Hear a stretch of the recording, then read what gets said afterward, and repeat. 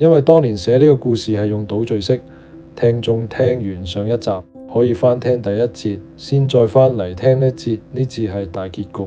行出茶餐廳，祖兒大聲同我同阿恒講咗聲拜拜，頭都唔會咁跑咗幾米遠。我再也留唔住佢同佢帶俾我嘅夏天，佢個身影消失喺前面嘅黑暗度。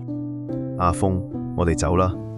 雨點滴喺我頭髮度，我着住嗰件黑色樽領衫俾雨點畫咗幾道雨痕，我好似冇咗靈魂咁。上咗阿恒嘅車，翻到 Alison 屋企，佢見我哋泊咗車 ，Alison 已經由屋企行咗出嚟。我同我好朋友女朋友嘅第一次見面，竟然喺呢啲時間、場合、心情。佢望到我個樣，佢有少少尷尬同不知所措。阿恒突然將自己條車匙拋俾 Alison， 你可唔可以幫我揸我架車？跟住我揸阿峰架車送佢返去。阿恒揸住我架車，試下開解我，又斷斷續續話我唔應該咁爽快介紹 Emily 佢識，應該要自己試下追咗先。跟住又講佢而家同 Alison 嘅嘢，我覺得好攰，我只係望住我車入面八仙人掌香咗。阿恒送我返到屋企，落咗車，我唔記得問佢攞返個 call 機。10月9號，阿恒要同 Alison 去搞阿恒即將翻新大學嘅入學手續同埋租地方。我同平時冇咩兩樣，只係好似機械人咁不斷重複之前嘅自己。10月20號，考完日文中期試，屠夫原來買咗塊新壁球拍送俾我，我估係 Emily 逼佢一定要我 join 做屠夫 partner， 因為好似屠夫已經打咗2個月都冇進步。Emily 話我睇落比以前更瘦，所以俾佢哋左右夾擊。10月23號，我正式拎咗我個新球拍落場。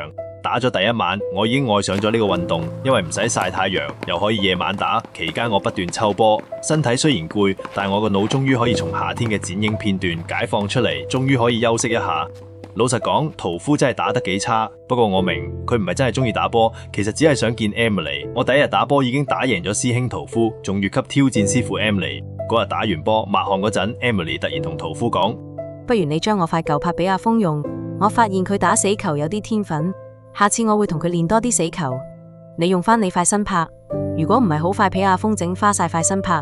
Emily 同佢個女仔朋友走咗之後，屠夫個樣一直悶悶不樂。嗰次我係第一次見佢唔開心，我揸車屠夫翻屋企，我同佢講唔緊要啦，下次我同 Emily 講話佢塊拍唔就手，同你換翻。屠夫聽到做一個手勢示意唔使，佢靜咗一陣，可能佢係隨便揾啲嘢做，用手搞我架車嘅仙人掌香座。風少，你呢個仙人掌幾得意，係真定假噶？邊度買噶？我聽完之後，突然之間控制唔到自己2個星期嘅抑壓，眼淚水從眼鼻流出。10月28號，阿恒同 Alison 尋日翻咗嚟，我約咗阿恒翻大學拎翻部 call 機，之後2個鐘數學堂嘅一個小息，我不其然又行去嗰個叫玫瑰嘅停車場。我坐喺張冇因為天氣或者人事而有絲毫改變嘅長凳上面，凳上面嘅木變得更加凍。等前面嗰塊插住旗嘅草地，生滿晒夏天嘅草，已經唔夠意俾樹上枯枝跌落下嚟嘅黃葉遮住晒。長凳對面嗰條通往停車場嘅隧道，已經冇再傳嚟嗰個女仔沉重踏住樓梯級嘅腳步聲。寒氣開始侵襲我嘅身體，我將對手插入褲袋度，左手掂到袋入面暖粒嘅 call 機，我拎咗出嚟，望住佢。我覺得好似有個娃娃面嘅女仔向我甜甜咁笑。call 機上面嘅時間係下晝5點半，就喺我望住佢呢一刻，佢突然大力咁震起上嚟。call 機顯示由時間變成咗7個數字，再加0083個數字，總共10個數字。係阿恒，我離開咗 Rose Garden， 翻去老地方等阿恒。嗰日之後，我就再冇見過祖兒。可能係我自私，又或者係我狠心，但係我知道咁樣做係最啱嘅。我連望都唔敢望祖兒一眼，我真係唔敢。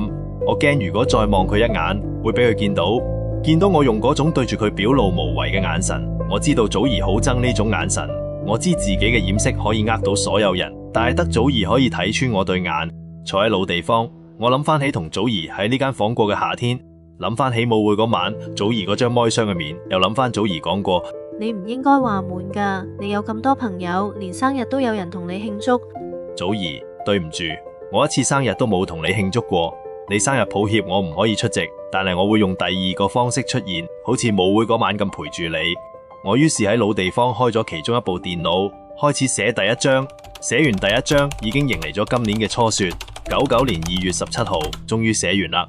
阿恒會喺嗰日幫我交俾祖兒，生日快樂啊！99年6月，我表哥好後生就突然間過世，原來我往年夏天冇乜點揾過佢。99年7月，屠夫終於接受咗現實，我哋2個男人好浪漫咁去咗日本流浪旅行咗2星期，因為冇錢，仲大膽瞓咗幾日車站。由日本翻到嚟，嗰個夏天已經剛剛過咗1年。call 機上同祖兒一齊影嘅貼紙想退咗少少色。貼紙相上嘅人同事都一齊退咗色，我小心將貼紙相轉到由本身買記事冊嘅防曬貼封皮，將記事冊收埋。再1年，我已經有一段新戀情，佢係一個眼大、皮膚白、有雀斑、愛運動同飲食均衡嘅女仔。我 call 機震動係我女朋友叫我打俾佢。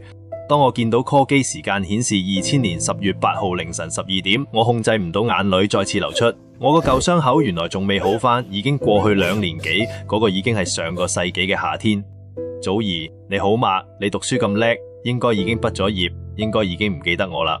當年祖兒俾錢買部 call 機，阿恒負責俾咗半年月費，今個月啱啱合約完咗，第2日我取消咗個台，將部 call 機嘅電芯拆咗出嚟，然後放咗入個鐵盒度，鐵盒放咗我姑姐屋企，嗰度可以深深埋藏我嗰年同一個娃娃面少女度過嘅夏天，亦都可以撫平我嘅傷口。